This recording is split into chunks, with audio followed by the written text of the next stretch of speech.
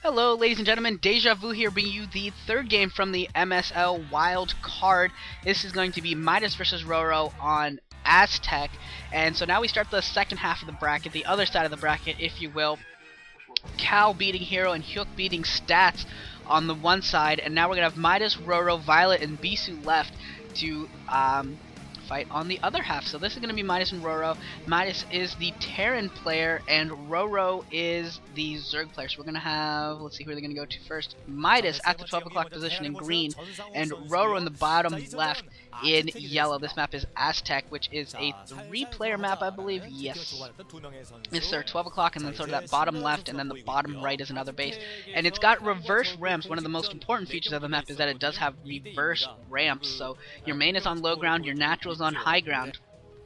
And particularly if you're talking about like PvT or something, that's really important. Protoss players can obviously get Dragoons out very, very early and try and dominate the top of that ramp and beat down on their Terran opponents. Not so sure how well it'll work out in this. I mean, Zergs have been doing very, very well on this map against versus Protoss and Terran. They're something like, let's see, Zergs are 21 and 13 on this map against Terrans, and that probably includes this game, but I don't know how recently that's been updated. But we will get to see what Midas has to work with. Roro is a very solid player. He's an unspectacular but solid player, if that makes sense for We Made Fox. I mean, he does come out on occasion for ace matches. He's definitely their top Zerg, and he wins a pretty solid amount of games, especially more recently, especially the last season or two. He's won a decent number of games, even against good quality opponents. But he's not he's certainly not a threat. Barring some crazy run, he's not really a threat to win a Star League or anything like that, but he can definitely take games off of top players on occasion, as he puts down his 12 hatch here. And yeah, that's about it. I mean, Roro's really a killer for Fantasy Pro League. If any of you play Fantasy Pro League, which hasn't started this year, I think they're going to start it in season 2 or round 2 of the Pro League. But he is a killer on Fantasy Pro League for the most part. I think last round might have been an exception to the rule, but pretty much if he's on your team, on your main team, he costs too much to be worthwhile. If he's on your anti-team, he wins too many games to be worthwhile. So he's just a guy that you don't want on your team. 9 times out of 10, every now and then you'll get a round where he actually meets expectations or does particularly bad. For the most part, if you're playing Fantasy Pro League, avoid Roro. Words to live by: avoid Roro. That's about it. That's my advice for you, at least as far as fantasy goes. And we're probably just gonna see pretty standard openings from Midas. Gonna see a 1-Rax expansion, I think. Almost assuredly. It doesn't look like, Roro obviously isn't going to be able to put any pressure on at the top of that ramp to like try and stop Midas from getting his expo down or anything. I'm not going to even bother trying.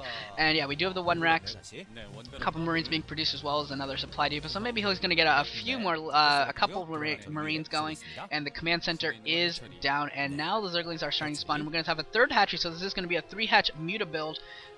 Working off of 2 bases. They're going to be completely scouted out, of course, by his Terran opponent, by Midas. So Midas knows exactly what's coming, and on occasion, sometimes Terrans, due to either fantastic Muta play or just bad timings, occasionally still lose to this and lose to just the pure Muta build, which happens on occasion. I saw it very recently, actually. I'm trying to remember the game. I did see a Zerg player, I think it was Killer. Killer beat some Terran. You know, oh yeah, it was I can't remember. I think it might have been C, maybe. Killer beat C. Yeah, I think that was it. I think Killer beat C with just like a pure Muta build. I ended up with like 2 control groups, and I got really excited because I thought he was about to start doing like the 2 control groups. He was like going to channel the inner Jaedong from all of his practice times. Channel that inner Jaedong and start microing 2 control groups of Mutalisk. But then he realized that he had so much of an advantage that he stopped microing and just basically AWOC'd. So it was a little bit disappointing, but still, very, very cool to see someone win with pure Mutalisk, because he just didn't wasn't able to deal with it. His Marines really weren't staying near turrets and things like that. So that's something to watch out for. If you're trying to fight with those small groups of Marines against a lot of Mutalisk and you don't have turrets around, it's probably not a good idea. Maybe you should back up to your turrets. Just a little bit of suggestion from watching a couple games where Terran players have tried to do that against good Muto Micro, and it just doesn't work real well. So, and a lot of Lings being produced here. It looks like a control group or more. Yeah, it looks more than a control group. It looks like has been produced here. So, I mean, I can't see a run by being all that effective with that many Marines and SCVs that can be pulled off pretty quickly. But it looks like maybe he's going to. Yeah, here he comes. He is sending those Lings in, going to try and do some economic harassment. He's got to be careful here. It looks like he's going to at least delay mining for a little bit until those medics come out. Maybe that's what he's hoping for.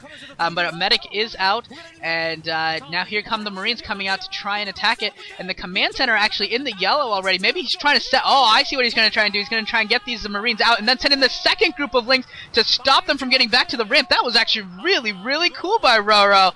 Wow, that was really nifty. And now getting some Lings onto that ramp and taking it down. Wow, that was very, very cool by Roro. I did not think that would work, but then that second batch of Lings, he had this totally planned out. This was a totally planned out build from Roro. Very, very cool to get that, to pull that off, and picking off a lot of SCVs here and a lot of the Marines. And so when his Spire gets completed and he produces those Mutas, he will be in really good shape there, and not even going to need to get to that point. Midas, GG's, another very quick game here, but unlike the last one, I'm going to say that this one was very, very cool. I like that play by Roro. That was pretty slick, actually. Yeah, I'm a big fan. That was very, very cool. But we're gonna go into the fourth set. It's gonna be between I'm just like, wow, that was still really cool. Between Violet and Bisu, that was awesome. So yeah, Roro's gonna play the winner of Violet and Bisu. I'll see you on the next map. It's gonna be Circuit Breaker. See you guys all there.